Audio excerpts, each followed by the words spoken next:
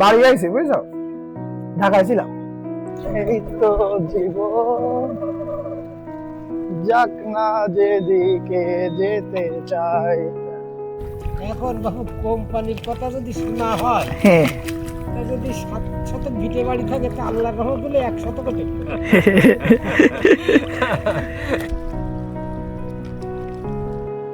Hello guys, welcome to my channel একা পথে। So এখন প্রায় 10টা সাড়ে 10টা বাজে, 10টা বেশি বাজে না, বাট 10টা বাজে।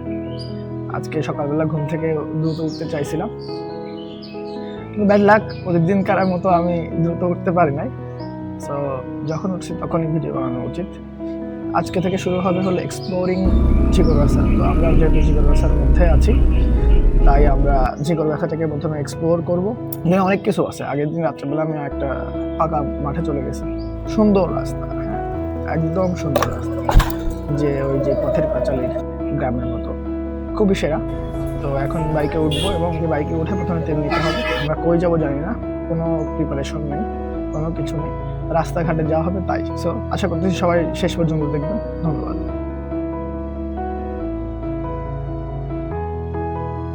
ওকে গাইস, তাহলে এখন আমরা আসলে তেল নিতে যাব।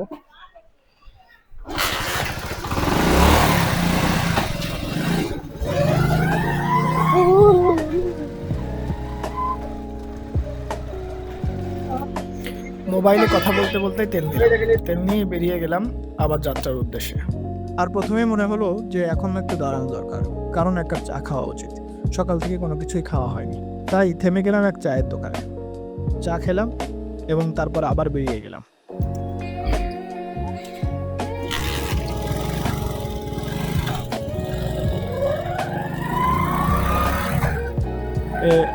রাস্তাটা হলো শ্রীরামপুর রোড। তো এই রাস্তা এই রাস্তা দিয়ে সোজা গেলেই আমরা পাবো হলো আফিলের মুরগির ফার্ম। তো এই যে আপনারা দেখতে পাচ্ছেন, এই চারপাশে এই মাঠ অসাধারণ সুন্দর, আসলে বোঝাই যাচ্ছে দেখে। তো আসলে বাংলাদেশ অনেক সুন্দর, আমরা যেটা ভাবি তার থেকে অনেক সুন্দর হলো বাংলাদেশ। যাই হোক, আমার ডান পাশে হলো আফিলের মুরগি ফার্ম। এই রোডটা বেশ বাজে ছিল এক সময়, এখন বেশ ভালো করছে। ডান পাশ দিয়ে বা বাম পাশ দিয়ে ড্রাগন ফল চাষ করছে, এটাও খুবই সেরা। যাই হোক, আমরা এখন শ্রীরামপুর বাজারে চলে আসছি। তো এখন প্রথম দায়িত্ব হলো আমাদের যে প্রথমে একটু খাওয়া দাওয়া করতে হবে, এটাই ইম্পর্টেন্ট। সকাল থেকে কিছু খাই নাই, তো আমি এখন দেখবো যে 12টা বেজে গেছে, তারপরেও দেখবো যে পরোটা টরোটা এগুলো পাওয়া যায় কিনা। Okay fine. না পরোটা হবে নাকি? পরোটা হবে, আমরা এখানে নাস্তা করবো।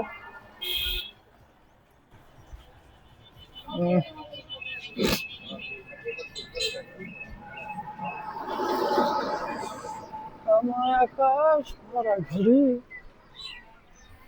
কিছু মিথ্যে বাহাদুরি।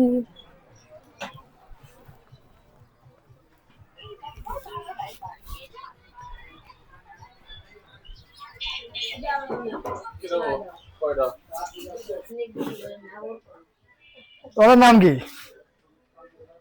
নাম কি তোমাদের? শাওন না? কোন ক্লাসে পড়ো তোমরা? থ্রিতে পড়ো না? দেখি আমরা, ক্যামেরা ছাড়া কোনো উপায় নেই। এই যে এখন খাইতে বসছি, এটা হলো পরোটা, আর এখানে ডাল আছে। বাড়ি কোন জায়গায় তোমাদের?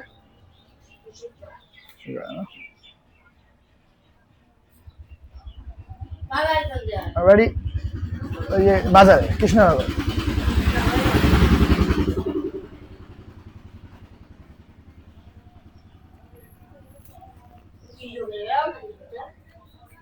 ভিডিও করতে বেরোলাম, বাড়ি আইছি বুঝছো, ঢাকায় ছিলাম।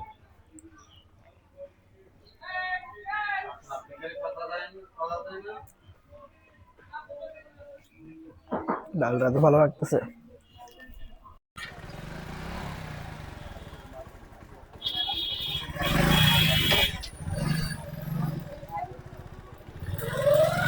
খাওয়া দাওয়া শেষ করে বেরিয়ে গেলাম।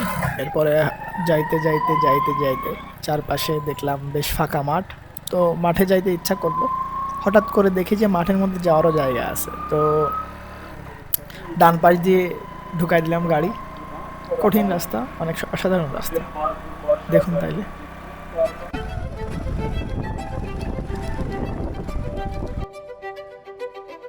তো না হয় দিলাম, দেখা যাক কি হয়।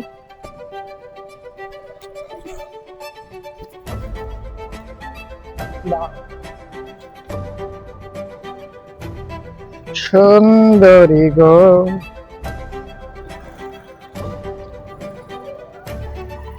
আমরা এখন গ্রামের মেঠো পথ ধরে যাচ্ছি।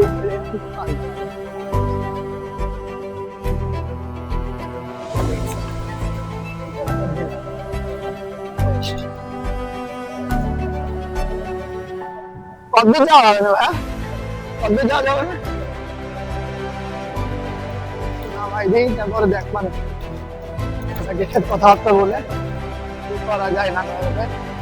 এই তো জীবন, এই তো জীবন, যাক না যেদিকে যেতে চাই।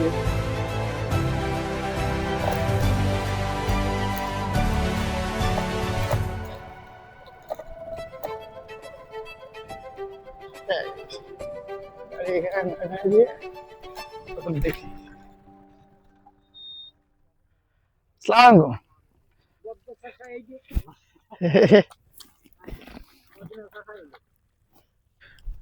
এদিকে সবাই কাজে এখন ব্যস্ত, মাঠে কাজ করতেছে, সবারই কিছু না কিছু কাজ। কেউ চারা লাগাচ্ছে, কেউ চারা তুলতেছে। চারাকে পাতও বলে, খুবই ফ্যাসিনেটিং জিনিসপত্র। তারা অপেক্ষায় আছে, তারা আজকেই ভুঁই লাগাই দিবে।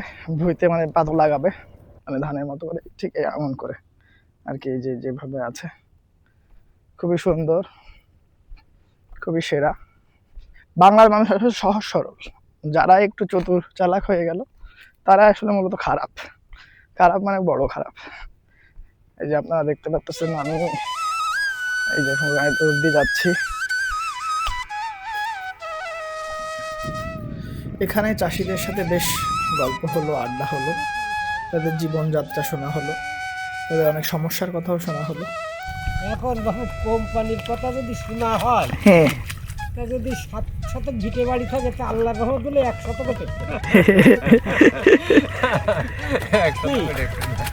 1 শতকে বলে টেকবে না, মানে বসতির কোনো অভাব নেই। না না। ধানের চারা তোলা হয় ক্ষেত থেকে, কাদায় ভেজা শিকড় জল দিয়ে ধুয়ে ফেলা হয় ধীরে। ভেজা সবুজ চারাগুলো বিছিয়ে দেওয়া হয় উঠোনের ভুঁইতে। এখানে তাড়াহুড়ো নেই, শুধু প্রস্তুতি। এই চারাগুলোই কাল আবার যাবে মাঠে। আর কয়েক মাস পর এই চারা থেকেই জন্ম নেবে ধান। একটা নতুন মৌসুম শুরু হয়ে যায় এই নীরব কাজ থেকে। আজকের মতো এখানেই। আপনাদের যদি এই ভিডিও ভালো লেগে থাকে তাহলে চ্যানেলটি সাবস্ক্রাইব করুন এবং লাইক, কমেন্ট এবং শেয়ারের মাধ্যমে পাশে থাকুন। ধন্যবাদ সকলকে।